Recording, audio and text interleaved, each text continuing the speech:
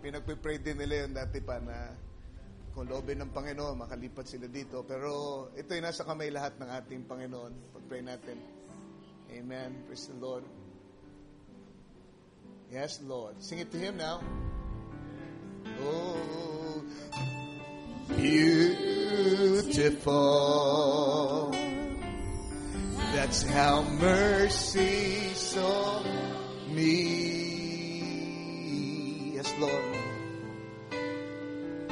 Though I was broken and so lost, mercy looked past all my faults. The justice of God saw what I have done, but mercy saw me through the sun. What I was, but what I could be. That's how mercy saw. One more time. Amen. Dapat pinatawagan natin si Brother Anchi. Yes, Lord. Oh, beautiful. Tayong lahat. Taas natin ating mga kamay. Purihin natin ating Panginoon. She saw me.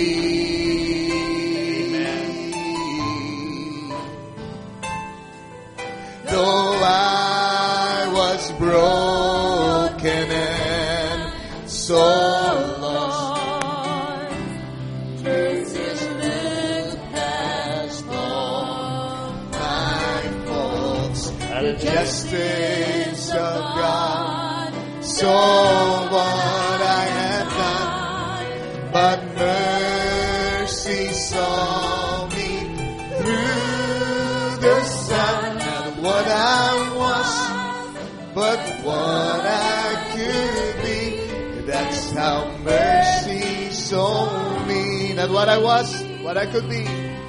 What I was, but what I could be. Hallelujah. That's how Jesus saw me. Amen. Tayo pong lahat ay dumulog sa Panginoon. O dakilang Diyos, sa manaming makapangyarihan sa lahat. Minsan pa, Panginoon, narito kami sa iyong harapan. Lord, nagsusumamot, nagpapakumbaba. Lord, bago ang lahat, Panginoon, nais namin humingi ng kapatawaran sa lahat ng bagay na nagawa namin pagkukulang at pagkakamali. Lord, paglinisin mo ang bawat isa sa amin.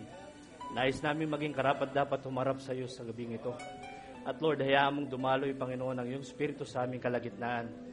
Anumang spirito ng kaaway, Panginoon, anumang bagay, Lord, na nais manggambala sa gabing ito, Diyos, ilagay mo po sa ilalim ng iyong kapangyarihan.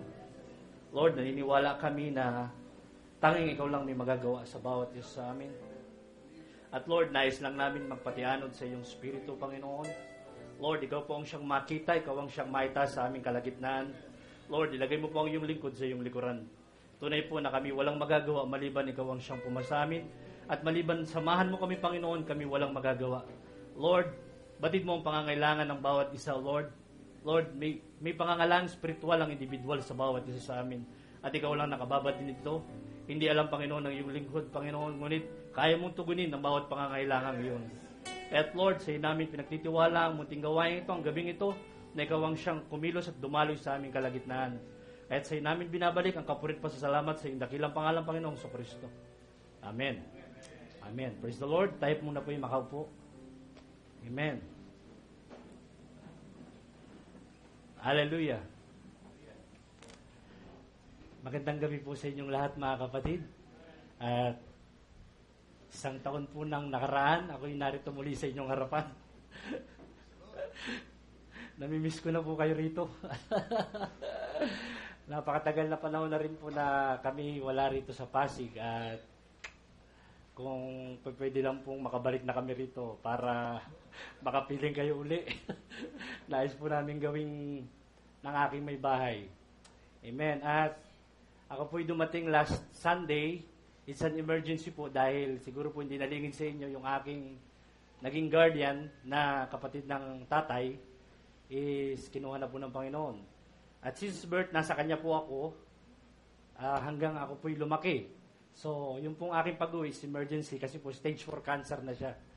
Kaya lang po ang nangyari, mula sa airport ng Hong Kong, nang tumawag ako at 7:34 kay Dayan, hindi ko alam na nawala na pala siya. So, dinatnan ko siya sa bahay, nakakumot na lang. Although, hindi na po kami nagkita, nakapagpasalamat sa kanya sa lahat ng bagay na ginawa niya sa akin pagpapalaki, I believe, makikita na kami ron. I believe. Dahil matagal na panahon po na siya'y naglingkod sa Panginoon, hanggang sa kanyang kamatayan, ang kanyang puso ay sa Panginoon lang. Hallelujah! Sino po ba nagagalak sa atin sa umaga? Sa gabi ito? Praise the Lord! Katulad po nabanggit ko last Sunday, galing po akong Qatar, nabanggit po ni Brother Ray, ni Brother Boy, na tunay po ang Diyos ay kumikilos doon sa ating dako. Siguro po ilang beses na na-testify rito sa inyo kung paano kumilos ang Panginoon doon, na may nawawalang pinto, na ang Diyos ay kapag sinaktan ang bride doon, ay sinasaktan din ng Panginoon. Kaya po, tunay na ang Diyos ay kumikilos doon, patuloy niyong ipanalangin ang gawain doon, kung paano nananalangin kami sa dako rito. Pinapaabot po ng mga kapatiran doon, Brother Hermie, Brother Dandy, ang pangangamusta rito sa inyo. Every time na darating po sila doon sa Qatar, nagaling dito sa Pilipinas, lagi nilang sinasabi na napakasarap sa Pasig. Kaya, tunay pong napakasarap dito sa inyo. Dito sa atin. Amen. So, sa hindi po pagtatagal, tayo pong lahat ay tumayo. Amen. So, buksan po natin ang John chapter 13. Hindi ko po mabuo-buo yung mensahe mula kahapon hanggang kanina, kaya samahan niyo po ako sa panalangin na Panginoon ang kumilos sa atin sa gabing ito. John chapter 13 verse 1. Ang sabi po sa atin, may bago na palang monitor dito sa harap ng pulpito. Praise the Lord. Now before the feast of the Passover, when Jesus knew that his hour was come, that he should depart out of this world unto the Father, having loved his own, which were in the world, he loved them unto the end. And supper being ended, the devil having now put into the heart of Judas Iscariot, Simon's son, to betray him, Jesus knowing that the Father had given all things into his hand, and that he was come from God, and went to God. He riseth from supper, and laid aside his garments, and took a towel, and girded himself. And that he poured water into the basin, and began to wash the disciples' feet, to wipe them with the towel wherewith was girded. So, sino po yung naghuhugas ng paa ng mga disipulo? It's Jesus Christ. Now, then cometh he to Simon Peter, and Peter said unto him, Lord, dost thou wash my feet? Jesus answered and said unto him, What I do thou knowest not now, but thou shalt know hereafter. Dakilang Diyos, maraming salamat po sa munting salita mong ito. Hayaan mong pagyamanin mo ito sa aming kalagitnaan at Lord, mabuksan Panginoon ang nais mong ipahayag sa amin na maging magaang at madali sa bawat isa sa amin. Lord, pinagtitiwala namin sa iyo ang lahat sa pangalan mo, Panginoong Kristo. Amen. Tayo pong lahat ay makaupo na.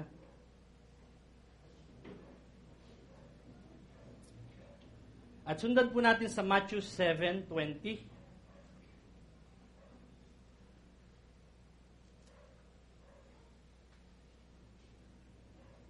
Ang sabi po sa atin, Wherefore, by their fruits ye shall know them.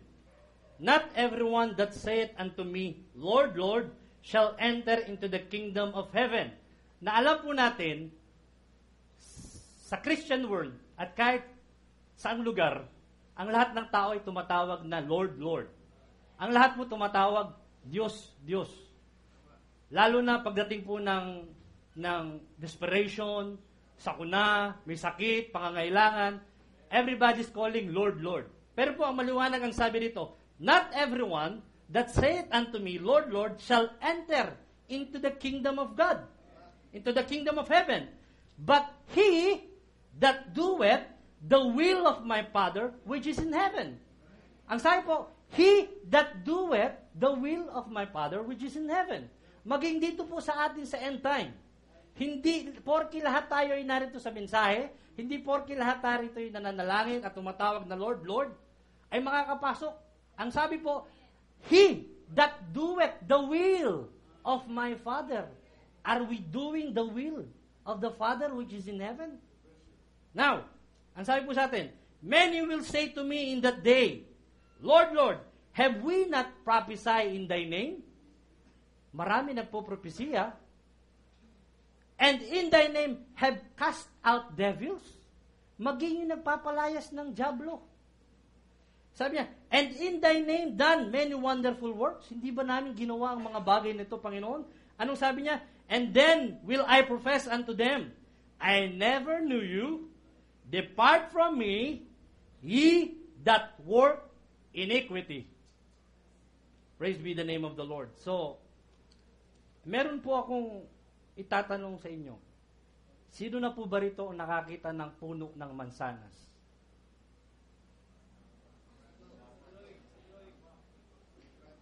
Sa litrato.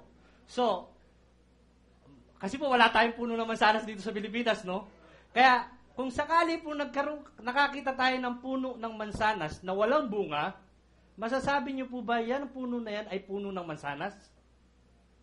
Of course not. Hindi niyo po siya ma-identify na that is an apple tree. Why?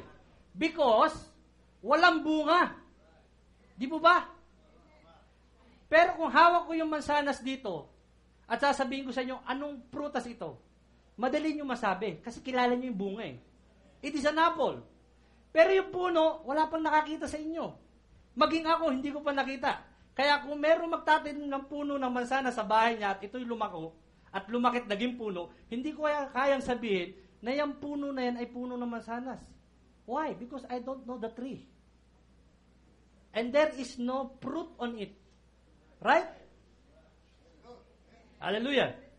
So, masasabi mo lang, ang puno na yan, kung yan ay puno ng mansanas, kung nakita mo yung bunga ng mansanas. Amen. Praise the Lord. So, buksan po natin, alam niyo po ba na sa Biblia, 3 beses lang binanggit ang word na Christian. At kailan ito nag-umpisa? Now, buksan po natin Acts 11:26. Sabi niya, and when he had found him, he brought him unto Antioch, and it came to pass that a whole year they assembled themselves with a church, and taught much people, and the disciples were called Christian first in Antioch. So doon po nag-umpisa yung word na Christian. Doon sa Antioch. Why? Bakit? Kasi po, doon yung behavior ng mga disciple, yung pong activity nila, yung speech nila is like Christ. Kaya sinabi po sa kanila, ito ang mga Kristiyano. Paki-post nga po uli yung... Now, paki-click nyo nga, sino po ba yung nagko-control? Sis, paki-click nyo nga po yung word na Christian. Now, sabi po, Christian is a follower of Christ. Yan po ang meaning ng, ang ibig sabihin po, ano pakibaba mo sis? Christianos, sa Greek. So, yan po yung meaning sa Greek. Na yung Christian is a follower of Christ. But now, we are no longer Christian. We are the bride of Christ. Amen? So, ngayon po, buksan, sis, pakipost nga yung, gusto ko pong basahin nyo na rin, para po makita nyo na yung mismong propeta ang nangungusap. The title of Images of Christ, sa E15, ang sabi niya, therefore, so many times, we hear this expression, what is a Christian? Ano ba talaga ang pagiging Kristiyano? Sabi niya, pakisundan niyo na lang po dyan. Some people limit it to joining a church. Some said, well, a Christian is a church member, someone who takes up their affiliation with the church. I believe that all Christians should do that. All Christians should do that. Going to church, have affiliation with the church. But I don't believe that is Christianity. Hindi ako naniniwala, ayun ay sa pagiging Kristiyano o pagiging Christianity. Sabi niya, I believe that all Christians should do that, but I don't believe that's Christianity. See, that's what Christian does after he becomes a Christian. Now, but it doesn't mean that because he does it, that he is a Christian. Hindi dahil sa ginagawa mo ang bagay nito, ay ikaw Kristiyano na. Hindi dahil na ikaw ay laging narito tuwing linggo at tuwing Miyerkules, ikaw ay Kristiyano na. No, it doesn't prove that you are a Christian. Sabi niya, then some say, no, it's going to church or serving declaration of creeds and being loyal to those things in which the church teaches. And then there are others that say that perhaps packing a little something on them, little cross or something, the crucifix, that's a sign of a Christian. Hindi ibig sabihin na meron kang crucifix, ay Kristiyano ka na.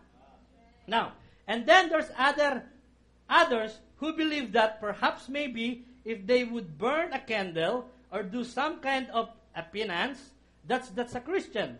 If they will merely be immersed in water, sa baptism, or they will do some sacrifice, or give some good to the church, or help the neighbor, but some call for the widow, or some shoes for the orphan, that's the act that a Christian should do.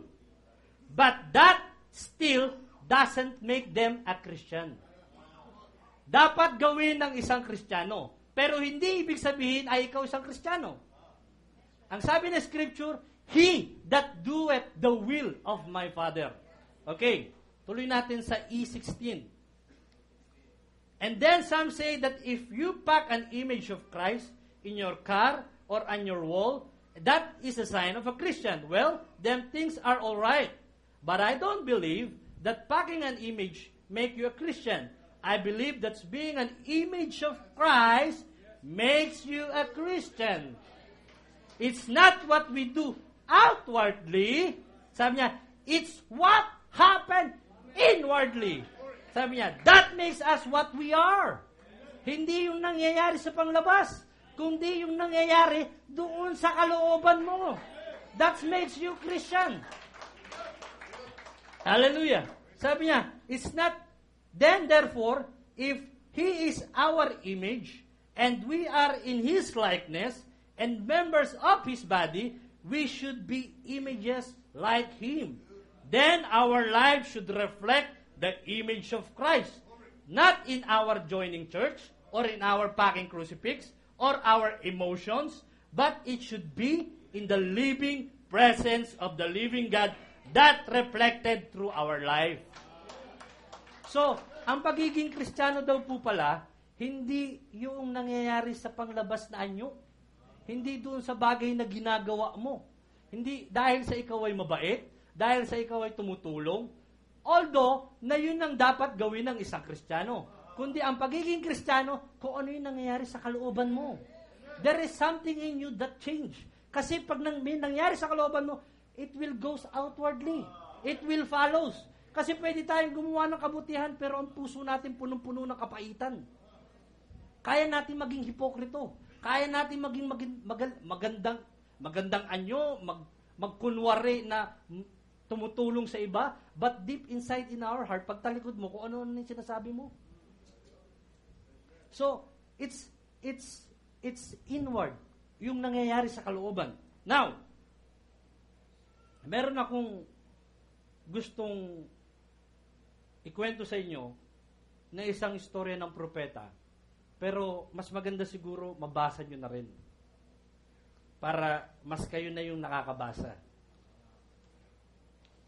So, message for message, scripture for scripture, na kayo mismo makakasaksi kung ano talaga ang mensahe sa atin. At nais ipaabot ng Panginoon. The loving kindness. Very familiar tong story na to. At I believe ilang beses na ito na nabahagi ni Brother Ray sa inyong kalagitnaan at naikwento nito.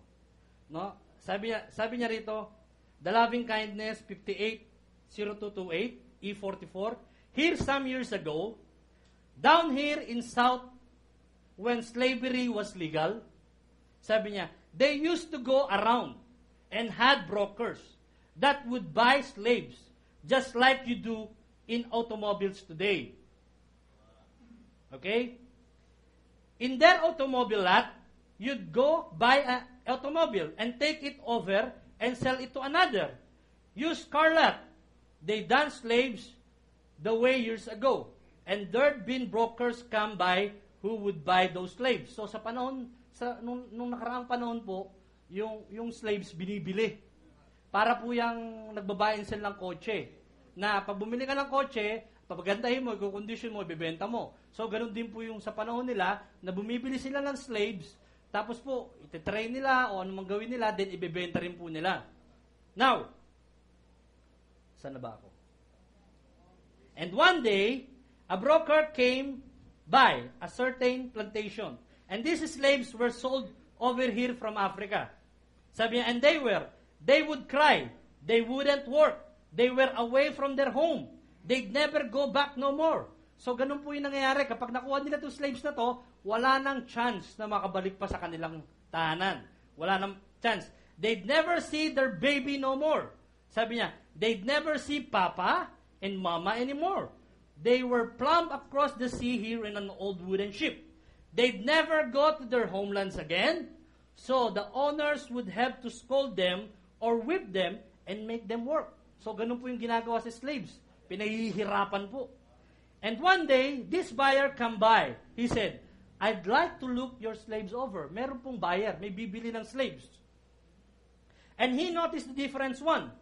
Great, sturdy one. Meron po siyang nakitang kakaiba na isa. And some small ones, and so forth, and they some out there to make them work. So, iba-iba po yung slave na itsura na roon, na nakikita niya at mamimili siya kung sino po yung magugustuhan niya. Now, and he noticed that, and they had one certain young man there, you didn't have to make him work. Shoulders up, chin up, yes. Anything you want done, he'd do it. You didn't have to whip him. He was right at it and do it. The slave buyer said, sabi po nung buyer, I want to buy that slave. Gusto ko yung slave na yun. Kasi chin up siya eh. Kasi shoulder up siya eh. Tsaka, hindi mo siya kailangang pahirapan. Hindi mo siya kailangang paluin. Kaya gusto niyang bilhin. And the owner said, but he's not for sale. Pero hindi siya pinagbibili. Sabi niya, he said, I never seen quite a slave as many as I bought. Wala akong nakita sa daming binili ko na slave. Wala akong nakitang katulad niya. Never seen one act like that before.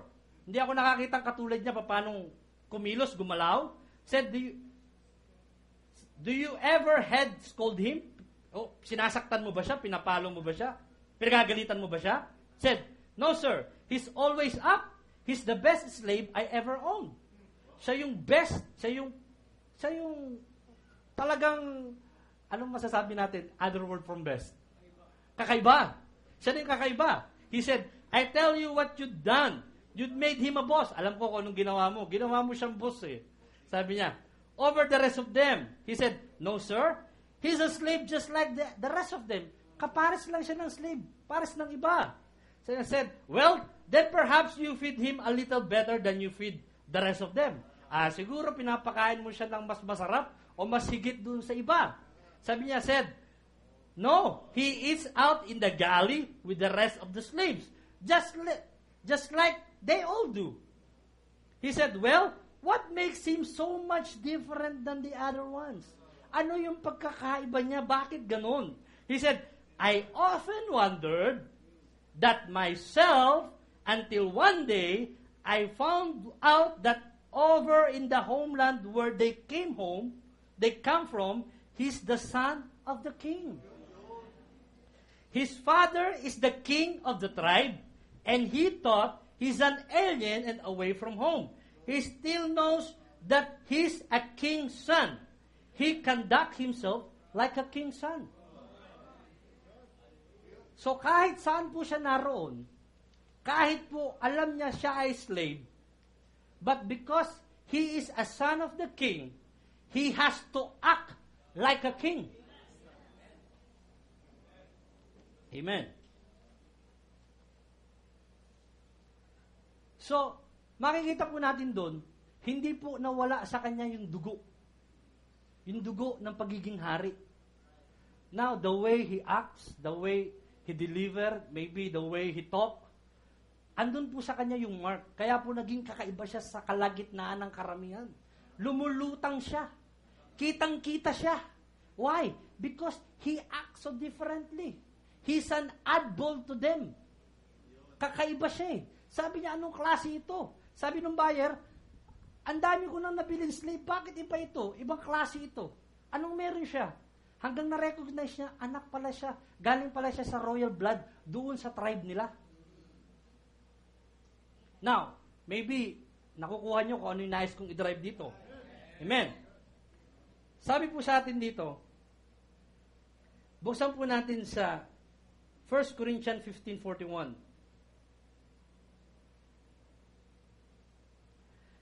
There is one glory of the sun, and another glory of the moon, and another glory of the stars, for one star differeth from another star in glory.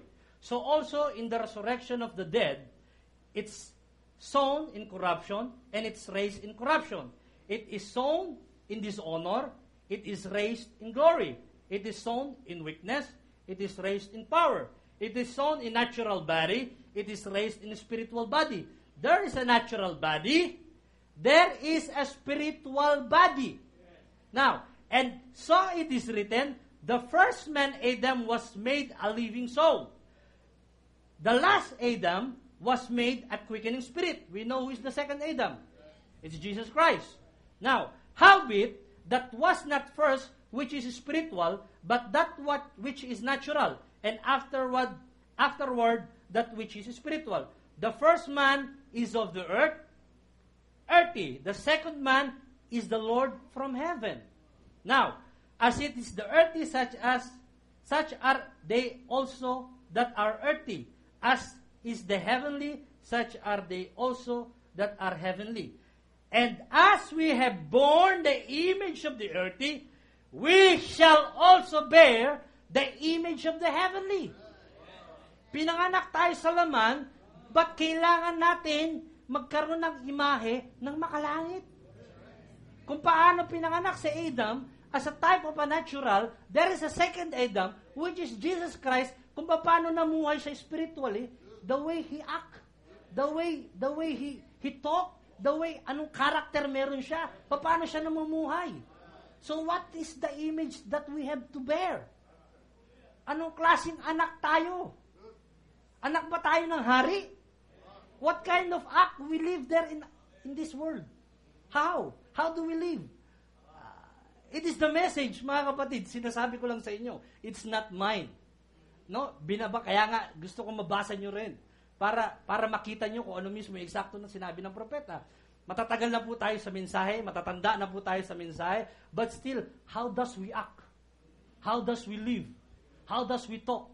Does we talk the image of Christ? Does we live the image of Christ?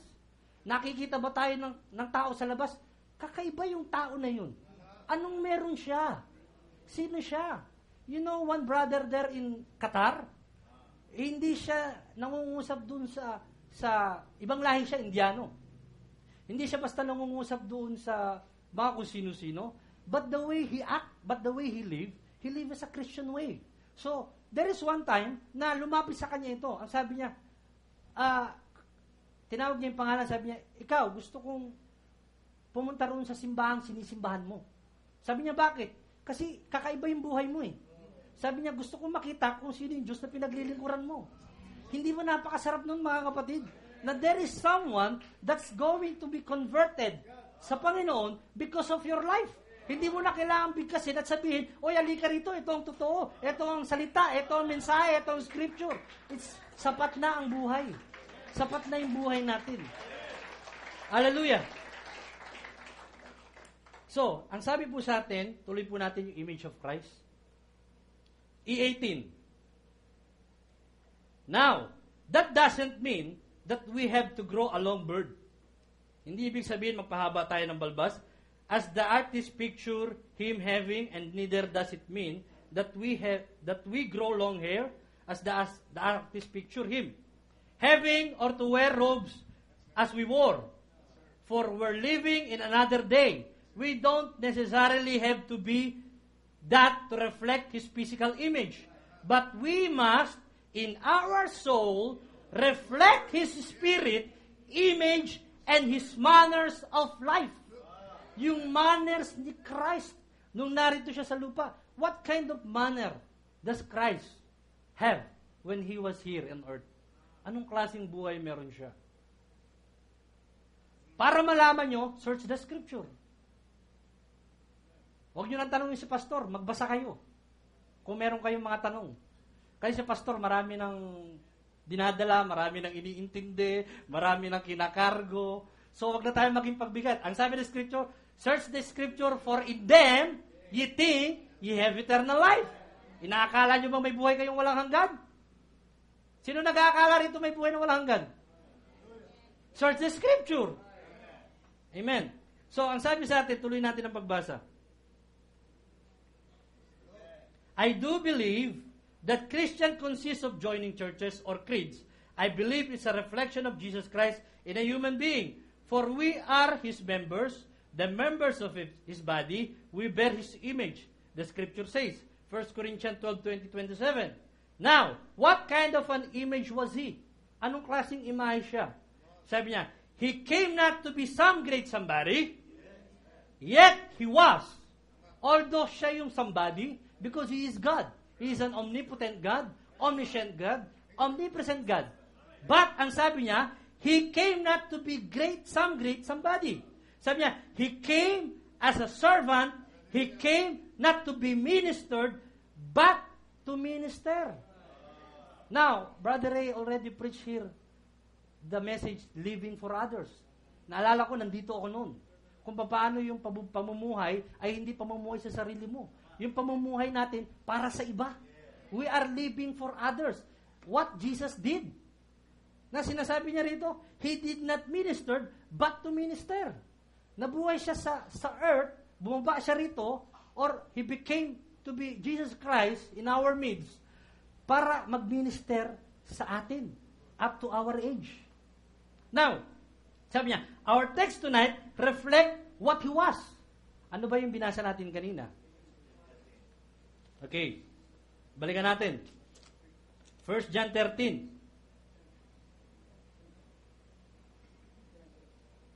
Sabi sa verse 5, and after that He poured water into the basin, and began to wash the disciples' feet. Imagine, the very God, the Christ, who is the Savior, the Redeemer, the Healer, naghuhugas ng paa ng mga disipulo. Anong pagpapakumbaba ang kanyang ginawa? Pero tayo, anong ginagawa natin? What act are we doing? Anong pamumuhay meron tayo? Are we thinking we are somebody? Now, sabi niya, fit and to wipe them with the towel wherewith he was girded. Kaya nga nagtanong si Pedro Sabi niya, then coming to Simon Peter, and Peter said unto him, Lord, dost thou wash my feet? Sabi niya, bakit inugasan mo pa ako? Gusto niya, buong katawan na. Sabi niya, Jesus answered unto him, what I do knowest not now. Yung ginagawa ko ngayon, hindi mo malalaman. Sabi niya, but thou shall know hereafter. But pagkatapos nito, mauunawaan mo kung bakit. At yan ang sinasabi ngayon ng Panginoon sa atin at pinaabot sa atin kung paano siya nagmi-minister sa iba. Kung paano tayo magmi-minister sa iba. Hindi yung minister, hindi lamang po yung pangangaral ng salita ng Diyos. Hindi po yung tatayo lang dito sa likod ng pulpito. Ang bawat isa ay may minister. Sa isang katawan ni Kristo, lahat po tayo miyembro, lahat po doon may bahagi. Sa isang katawan nito, kung daliri ka, may function ka. Kung kuko ka, may function ka pa rin. Kung tenga ka, may function ka. Lahat dito, iisang katawan. At hindi lang po dito sa iba't ibang churches sa buong mundo. Iisang bahagi po tayo. At yun po ang dapat nating makita kung saan tayo roon.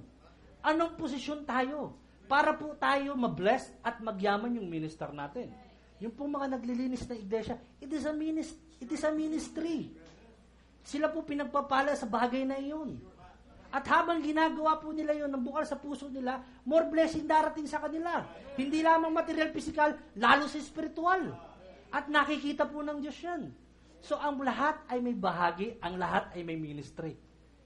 So, yun po yung sinasabi sa atin. Now, balikan po natin yung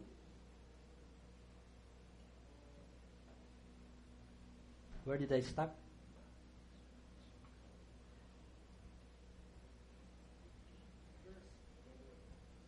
Okay.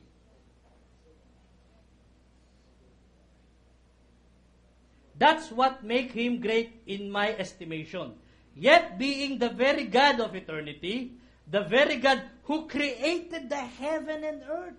And when he came here, he took the lowest position, the most desirable job that anybody could have. That was a foot wash flunky. Sabi niya, desirable. Hindi mo na naisin. Kahit may konti, kahit wala kang skill, pipilitin mo magkaroon ng konting skill para lang wag ka mapwesto roon sa posisyon na yon. Kasi, boss, desirable nga eh. Ayaw niya yun eh. Pinakamababa yun. So, mostly, kung yung iba, walang kaalam-alam talaga, mag-aaral sila para lang magmapwesto roon. But Jesus Christ took that position. Took that position for every one of us. Now, ang sabi po sa atin, E20. What a difference of the so-called reflecting Christian today. What a difference why the so-called Christian today wants to be served. Bakit gusto nila sila yung paglingkuran? Sabi niya, he begins to think that he's somebody. What a difference from it was with his. Reflecting him. He never came to be ministered to, but he came to minister. Let's he that's greatest among you be the servant of them all. Kaya napakasarap mga kapatid kung tayo ang naglilingkod kaysa tayo yung pinaglilingkuran. Kaya wag po tayo maghanap sa ating mga kapatid ng kung ano-anong bagay pa man. Na itong si kapatid, ganito. Itong si kapatid. Later on, matatalakay natin yan.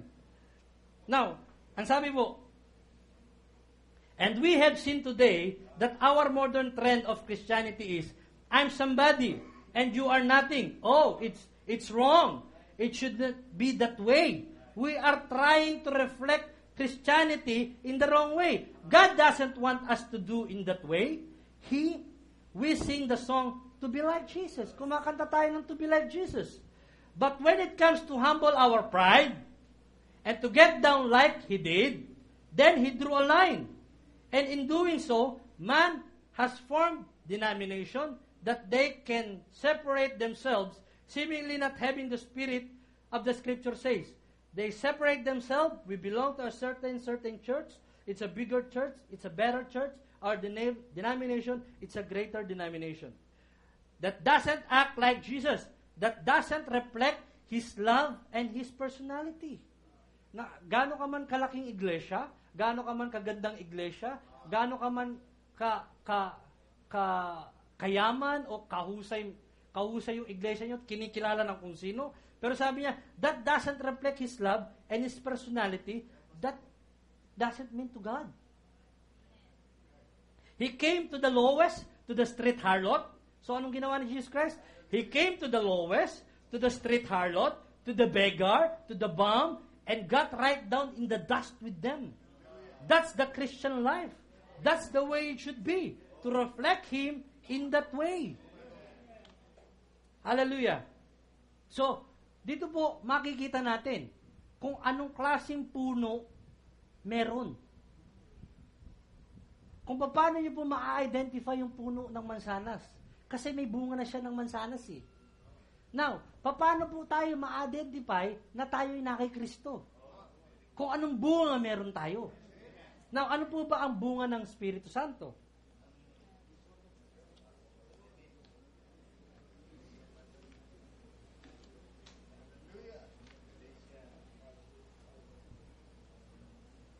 Galatians 5:20. Now, ang sabi po sa atin, idolatry, witchcraft, hated. Babaan mo na konti, sis. Now, 22. But the fruit of the Spirit, yan po ang bunga ng Espiritu Santo. Sabi niya, love, Very first thing na sinabi sa atin, love, it's not a phileo love, it is an agape love. Right? Joy, peace, long-suffering, gentleness, goodness, faith, meekness, temperance. Against such, there is no law. Now, so makikita po natin kung ano po ang bunga meron tayo. So, kung ano po yung pinamumuhay natin sa labas, yun tayo. At kayo po ang makakapagsabi niyan kung anong puno meron kayo. Dahil alam niyo po kung ano yung binubuhay niyo rin sa labas. Kayo po ang nakakalam niyan at ang Diyos. Hindi niyo po kailangang magsabi, itong brother na ito, ganitong bunga nito, itong sister na ito, ganitong bunga nito. No, yourself. Checks ourselves. Sarili natin. Sinong anak tayo? Anong tandaan niyo, mga kapatid? Hindi lang ang bride ang may tatay. Maging ang mga unbeliever may tatay din. Kaya, maging watchful tayo kaninong tatay tayo naroon. What kind of acting are we act? Are we acting like a son of the king? Now,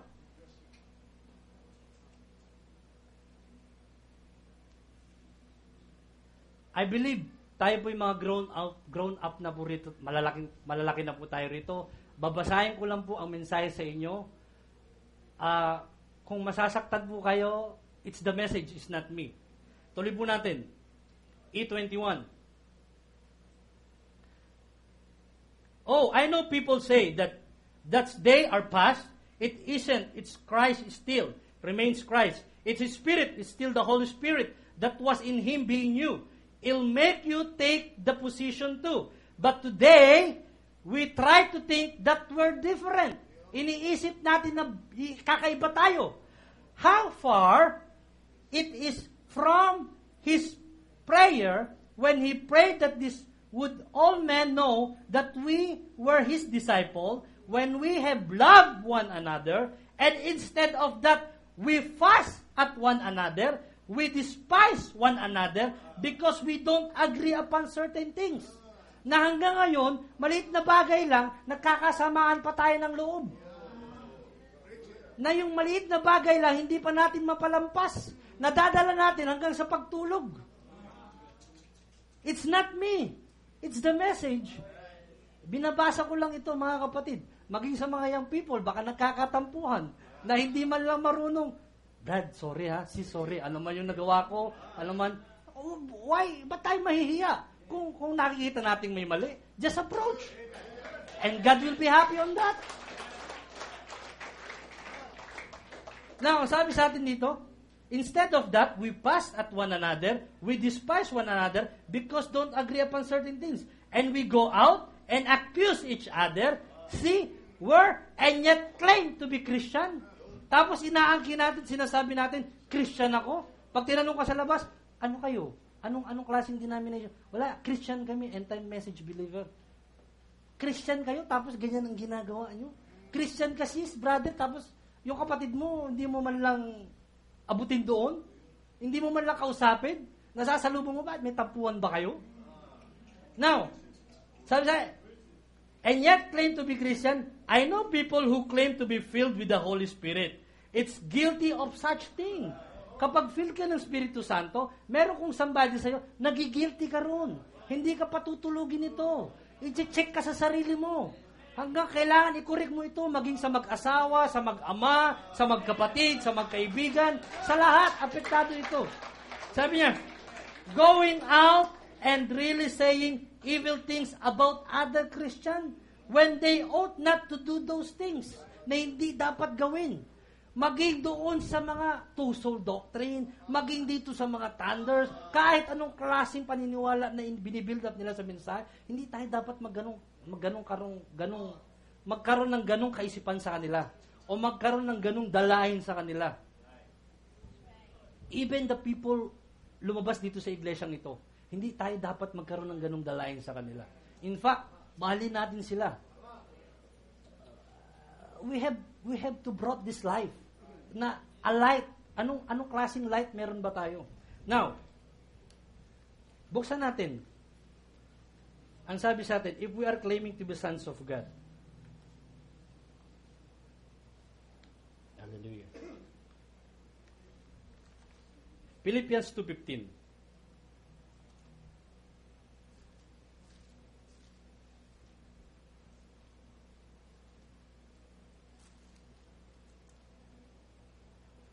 Ano po sabi? That ye may be blameless and harmless, the sons of God, sabi sa atin, without rebuke, in the midst of a crook perverse. Sabi niya, nation, among whom ye shine as lights in the world. Magningning ka tulad ng isang liwanag sa sanlibutan. Sabi niya, if you are claiming to be sons of God, inaakala natin, sinasabi natin, we are sons of God, but sometimes, minsan, hindi natin napapansin anong klase na yung bagay na ibinubuhay natin sa sanlibutan. Pag nandun tayo sa eskwelahan, pag nandun sa trabaho, even dun sa loob ng bahay, kahit lahat tayo is Kristiyano, kahit lahat tayo nasa mensahe, minsan nakakalimutan natin, ano na ba ang kinikilos natin? Ano na ba yung nare-react natin sa asawa natin, sa anak natin, sa magulang natin? Baka nakakalimut tayo. What kind of life are we living in? What kind of image of Christ? Anong fruit ng Holy Spirit? Anong anak ng hari? Anong dapat mong iak? Hallelujah.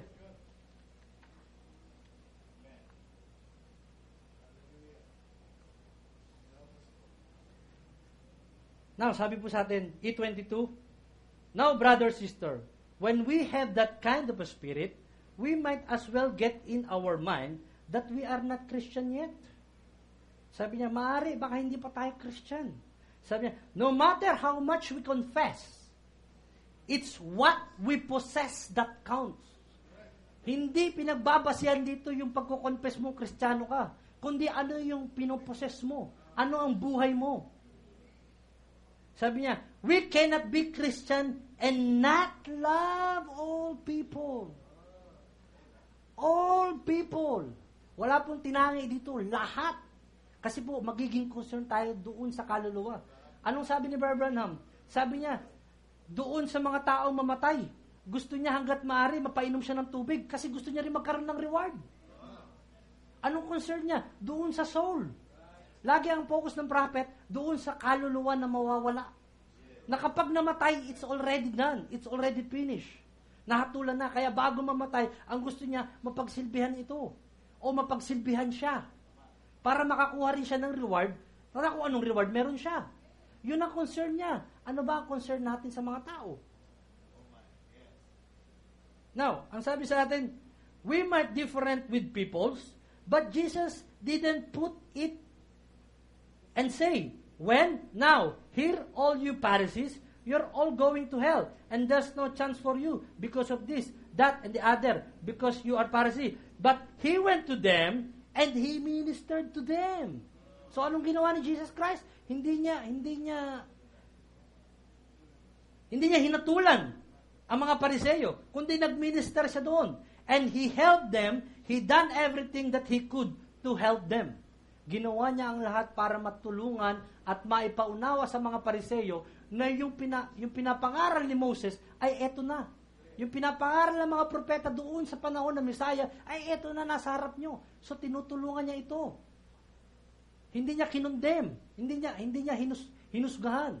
So anong klaseng buhay meron tayo as we all stand? Hallelujah.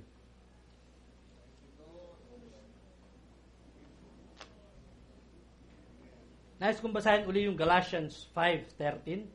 Umpisa natin sa verse 13. Ang sabi sa atin, for brethren, ye have been called unto liberty. Only use not liberty for an occasion to the flesh, but by love serve one another. Sabi niya, for all the law is fulfilled in one word. Isang salita lang. Sabi niya, even in this, thou shall love thy neighbor as thyself. Sabi niya, but if ye bite and devour one another, take heed that ye be not consumed one of another. This I say then, walk in the Spirit, and ye shall not fulfill the lust of the flesh. As long as we are walking in the Spirit, hindi tayo magaganap doon sa mga bagay ng laman na hindi nararapat. For the flesh lusteth against the spirit, and the spirit against the flesh, and these are contrary the one to the other, so that ye cannot do the things that you would. Kaya nga ano sabi ni Brother Branham, ang aking kalaban ay ang aking sarili. Because lagi po ang kalaban natin ay ang ating laman. Alam natin ang desire ng ating puso kung paano maglingkod at magsilbi sa Diyos, mamuhay ng matuwid sa harap ng Panginoon. But the flesh, kaya nga po nagwa-warn siya, let us walk in the Spirit. Now, but if ye be led of the Spirit, ye are not under the law.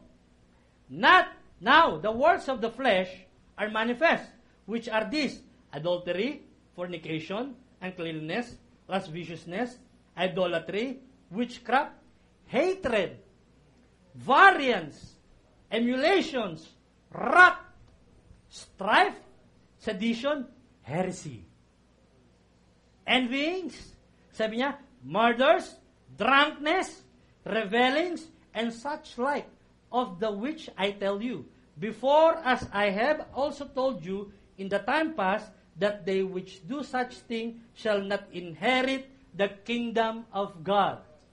Tandaan niyo po yan. Basahin niyo po pag uli sa bahay. It shall not inherit the kingdom of God. Kaya po tigilan na po natin yung, si brother ganito, si sister ganito. Tandaan niyo po. Nakalagay doon. Tell before I have, baba ng konti. Verse 20. Sabi niya, hatred, variance, emulation, wrath, strife, sedition, heresies. Pagdating po sa verse 21, sabi niya, such things shall not inherit the kingdom of God. Hindi po magmamana ng kaharian ng Diyos. Now, sabi po, but the fruit of the Spirit is love, joy, peace, long-suffering, gentleness, goodness, faith, meekness, temperance. Against such there is no law. And they that are Christ have crucified the flesh with the affection and lust. Tayo pong lahat ay manalangin. O dakilang Diyos, Ama naming makapangyarihan sa lahat. Minsan pa, Panginoon, hayaan mo, Lord, na ang mga salitang ito'y magyaman sa aming mga puso. Hindi lamang po sa aming mga tenga at papasok sa aming kaisipan, kundi hayaan mong bumaba ito sa aming puso, Panginoon, at hayaan mong maganap namin ito ng naayon sa iyong kalooban at kaparaanan. Lord, ikaw po ang siyang mamuhay sa amin, ikaw po ang siyang kumilos sa amin. Lord, nais po namin magpasakop sa inyo ng lubusan.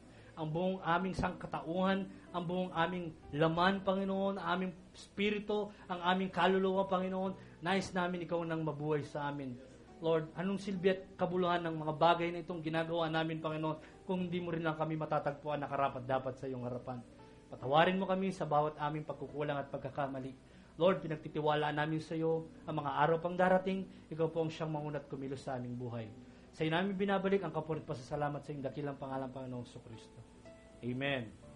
Binabalik ko po kay Brother Ray. Praise the Lord. Hallelujah. Amen. Witin natin, is your life worthy of the gospel? Bago tayo manalangin. So, nakita natin na ang image ay hindi physical image, but the image of Christ is a character. Amen. It's a nature na ating minamanifest sa ating buhay. Amen. Hindi yun papatubo ka ng balbas at gagawin mo kamukha ka ni Kristo. But it's your life. Is your life worthy of the gospel? Amen. Para tawagin kang Kristiyano. Amen.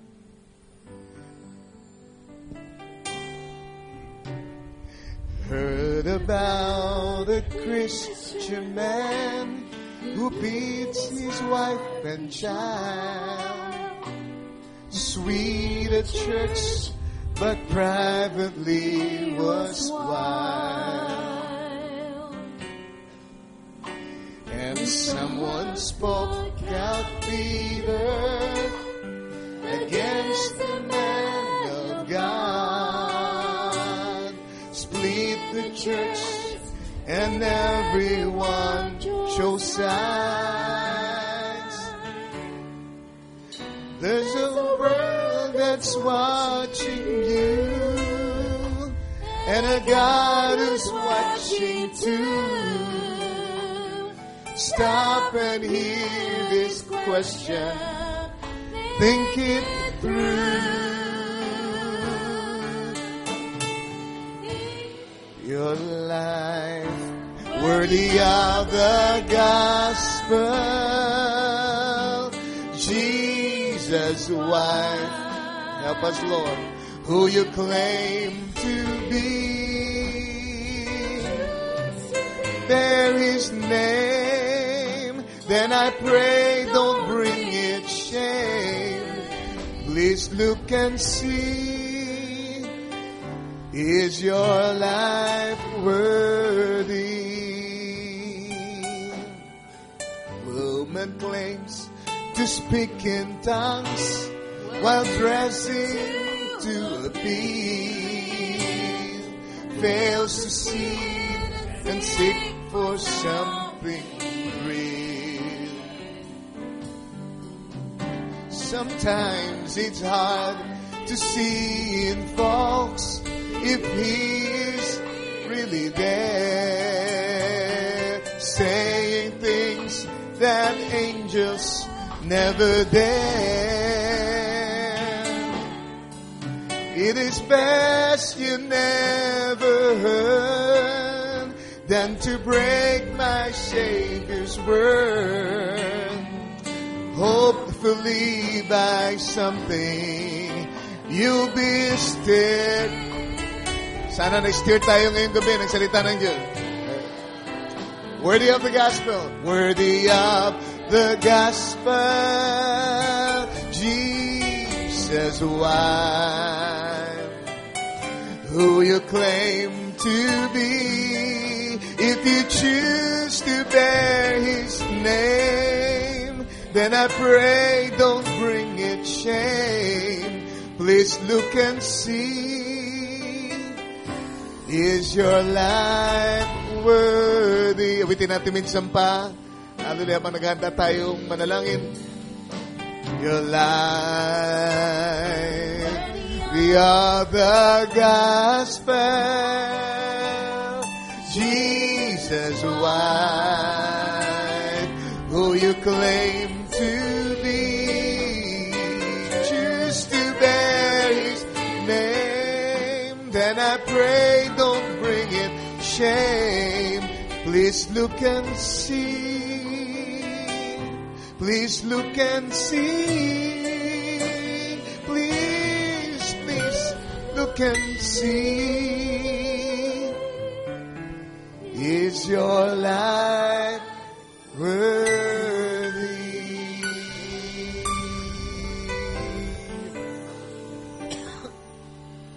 Amen. Gusto kong isama niyo sa prayer. Ang pagpunta ni Brother Rolly hapon sa Church ng Pulilan sa darating na Sunday, siya po na-invite. Maghapong gawain nila doon, special service. So pag-pray natin na maging blessing ating kapatid sa ating mga kapatiran doon. Lord bless you. Manalangin tayo.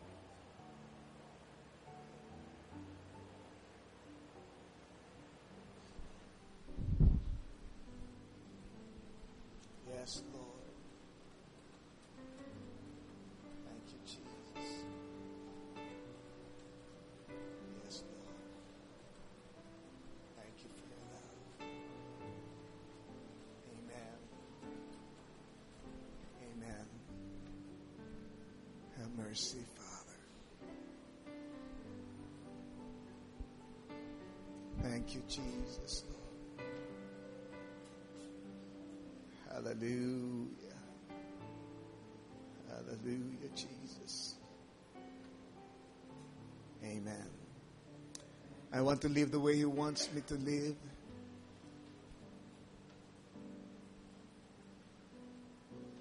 Help us, Lord.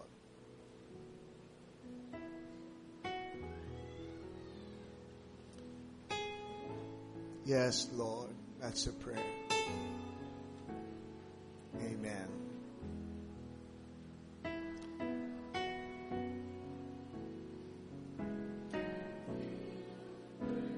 Yes. Yes, Lord.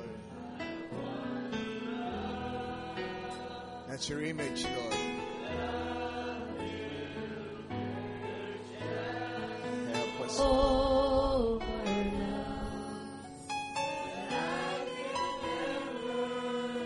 Yes.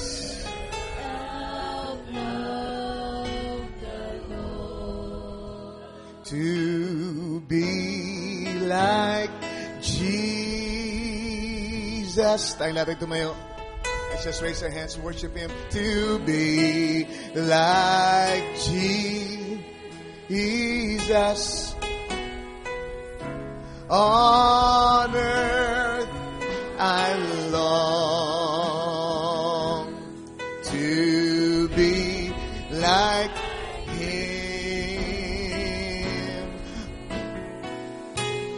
All through life's journey. That's our prayer, Lord. From earth to glory, I only ask to be like Him. Let's sing it all together. To be like Jesus, to be like Jesus. To be like Jesus, to be like Jesus, on earth I long to be like Him.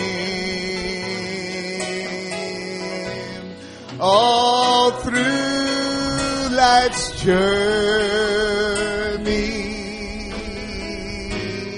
from earth to glory, I only ask, thank you, Father, to be like Him.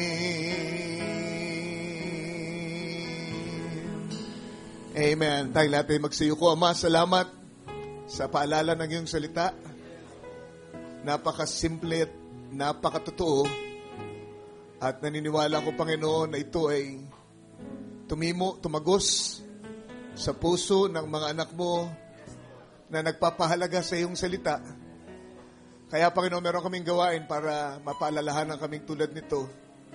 At aming, Lord, magawang tumingin sa salamin ng iyong salita. Nang sa ganun, Panginoon, aming maikumpara ang aming imahe na pinoproject doon sa imahe na nakikita namin sa salamin ng iyong salita. Nang sa ganun, Panginoon, ay magawa naming isuko yung mga bagay na hindi mo kamuka sa aming buhay habang kami nakatingin sa salamin ng iyong salita. Salamat sa paggamit mo sa aming kapatid, Brother Angie. Niling namin na ikaw magpala sa kanya. Lord, kakailanganin niya bumalik sa Qatar para muli ay magtrabaho, malayo sa kanyang pamilya. Ngunit hiling namin, Panginoon, ang iyong pag-iingat sa kanya, pagpapala, paggamit, Panginoon, sa kanya, sa lahat ng paraan na maaari mo siyang magamit para makatulong sa ministry, para Lord, maging pagpapala sa ibang mga tao. At habang naroon siya, hiling namin ang pag-iingat mo sa kanyang pamilya dito sa Pilipinas. At amin pong hiling ang patuloy na gabay mo, Nang sa ganoon, Panginoon, matumbok niya ng kanyang pamilya ang sakdal na kalooban mo sa kanilang buhay, Panginoon. May mga desisyon na dapat gawin, Lord, ng aming buhay, punong-puno ng pagpapasya. Iling ko po na ang mga darating na pagpapasya ng aming mga kapatid ay maging ayon na ayon sa iyong sakdal na kalooban, Lord. Ang sa ganoon, ang pagpapala mo ay dumaloy doon sa kanilang buhay. Salamat po, pagpalain mo ang bawat isa na dumalo, at hayaan mong ang larawan mo, Panginoon, ay manatiling nasa aming harapan habang kami naghihintay, O Lord, sa iyong pagbabalik. At sabi ng aming propeta, habang tinitignan namin, Lord, ang anumang bagay, Lord, we become that, Lord. We become like it, Lord. Hayaan mo ang sakdal na larawan mo ay palaging mailagay sa aming harapan. Nang sa ganun, Lord, magawa naming lapitan unti-unti, Lord. Walk towards it, O Lord. Hanggang sa kami at ang larawang yun ay maging isa, and we become the very reflection of your image.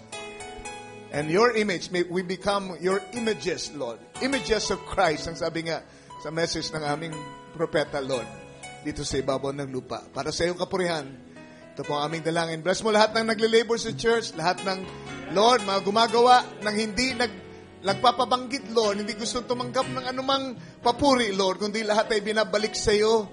Ikaw po ang magpala sa kanilang lahat. Para po sa iyong kapurihan, ito po ang aming dalangin. In Jesus Christ's name we pray. Amen. Hallelujah. To be like Jesus. God bless you. Kamayan tayo. Amen. Like Jesus. On earth I long to be like Him. All through life's journey, from earth to glory, I only ask to be like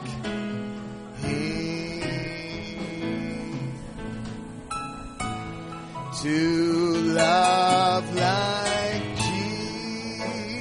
Jesus, to